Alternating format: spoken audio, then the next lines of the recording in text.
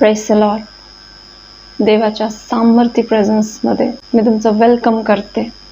बायबलमध्ये लिहिलंय लुक्याचा 7वा अध्याय आणि 36वा वचन, आणि त्याच्या खाली जर आपण वाचलं तिथं एका पुरुषाच्या घरी परमेश्वर प्रभू येशू ख्रिस्त हे जेवणावळ करत असताना त्या ठिकाणामध्ये एक बाई येते. तिच्यावरून एक सुंदर उदाहरण प्रभू येशू ख्रिस्त याने आपल्याला सांगितलं. तिथं देवाने शिमोनाला विचारलं. ते म्हटले, शिमोना, एका सावकाराला 2 माणसांचं देणं असतं. एकाला 50 द्यायचं असतं आणि एकाला 500 द्यायचं असतं.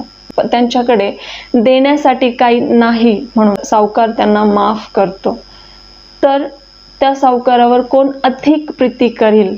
तर शिमोन म्हणतो की ज्याचे अधिक सोडले तो. प्रभू येशू ख्रिस्त म्हणतात, तू बरोबर बोलला.